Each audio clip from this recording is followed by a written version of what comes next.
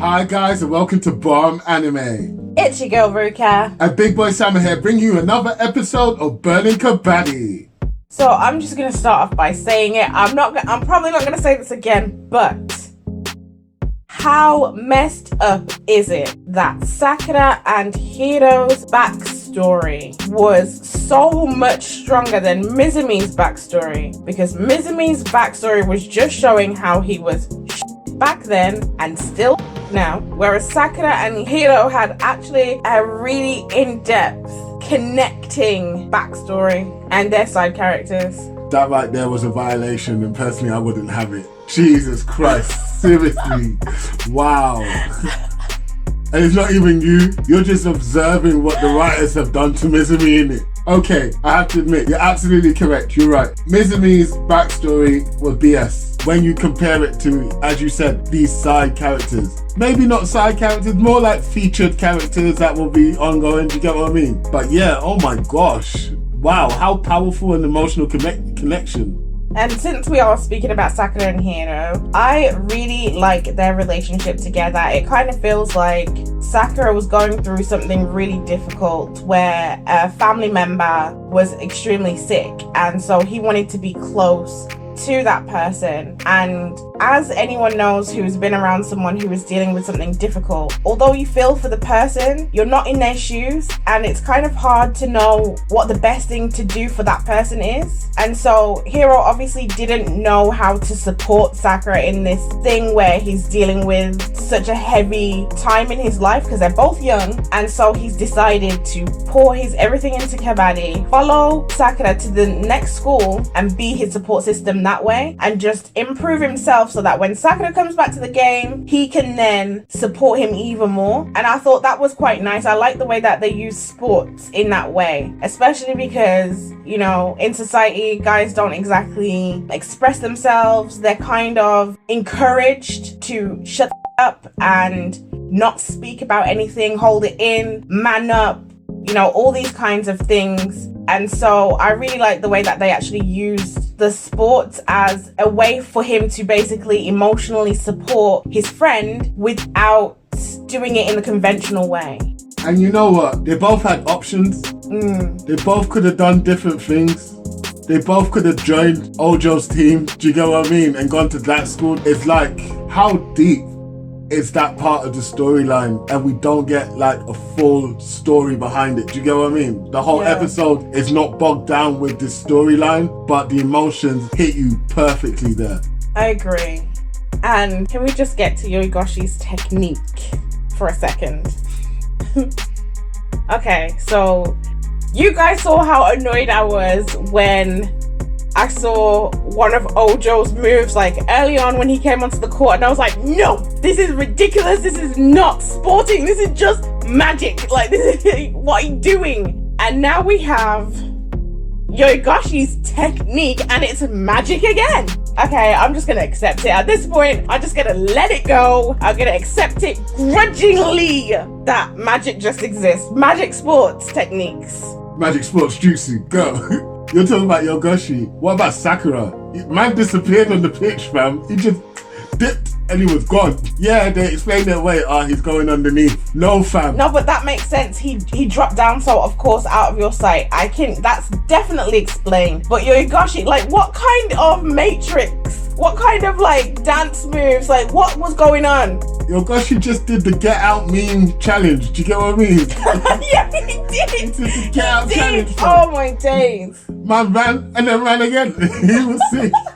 90-degree angle run, go. Like, it was sick, I have to admit. I'm just gonna accept it. I'm done. I'm done being mad. Like, just accept it. Magic exists. And of course, Nokin, the team, I really love the way that they just keep making this joke out of intimidating other teams. Yeah. It's so funny. It is like, oh, do that thing. Like he's doing hand motions. At first, when he was doing the hand motions, I thought he was trying to show them like a play that they're going to do next. Like they were doing hand moves the way Yoigoshi and Azamichi were doing it earlier on. Yeah. But instead, he's basically signaling them to intimidate the other team. And it's so ridiculous because you can tell it's a put on because they're like, oh, yeah. We could fight scarecrows better. It's funny. I love it. It's so not in their nature as well. Yeah. But it's very sportsmanlike. Yeah, definitely. I want to talk about the way that Sakura is basically Ojo 2.0. It's literally a story of out with the old, in with the new with Sakura. He is literally going to be better than Ojo. I've claimed it because he's pulling off moves that I'm going, yeah, Ojo can't do that. And like, obviously we were having this discussion before we started recording about how Ojo can't bang with them no more. Like, he's not getting any younger. He's still a teenager. He's dusty. Oh my god, he's not that cute. No, okay. It's not that he's older. Like, I'm not talking about his age. I'm talking about his constitution, his his durability, the lack thereof. We know that he just came back from an injury. We also know that he just got hit on the ground and he's bleeding. Like, come on, Ojo, you're not built for this life. What are you doing, fam? I said this from the beginning and you were saying I was being too harsh. It's obvious. He came out of the hospital, went straight to the kabaddi pitch, and yes, he is good at kabaddi, but he is weak. Not only is he weak, but even doing this is putting himself at risk. I mean, you just got tugged by the leg one time and you're bleeding. Now, I'm not saying that you can't get injured while you're doing sports, but at the same time, this is the first time you have been touched, and as soon as you have been touched, you're bleeding. He's basically a glass cannon, innit? That's all he is. He's a beast. Just don't touch him. Once you touch him, he just shatters into a million pieces. No sustain whatsoever.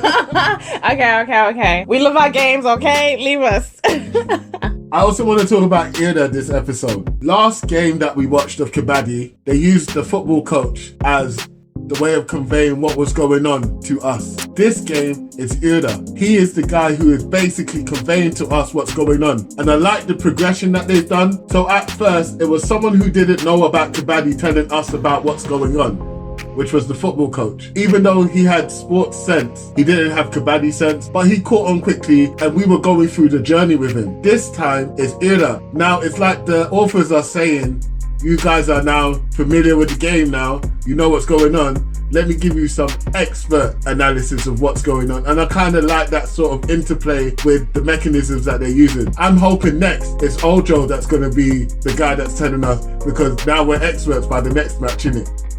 I actually didn't see that at all. It's nice to actually see it from that perspective because I missed that completely. And maybe Ojo should be taking over and doing it because he don't belong on the court, okay? He needs to sit down. I know that he's good and I know that this is just an anime character, but I'm worried for Ojo every time he steps on the court. Also, I really like both teams. The way that they have set it up, I feel like it's not the last we're going to see of Hiro and Sakura, at least, because it feels like they've invested something more than the last match that we saw, even though it seems to be lasting for the same kind of amount. And since we're now on episode 10, I think I definitely am correct where we're really not going to see the tournament. If anything, we're just going to see the beginning of the tournament and they're going to just leave us hanging.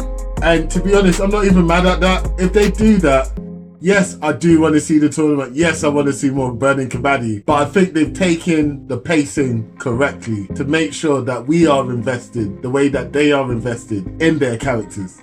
I would have to agree. This is the best sports anime I have watched so far. Or what? Or two of them? 3. Oh, sorry. Go on. My bad. I've also watched Kuroko Basketball. Oh, really?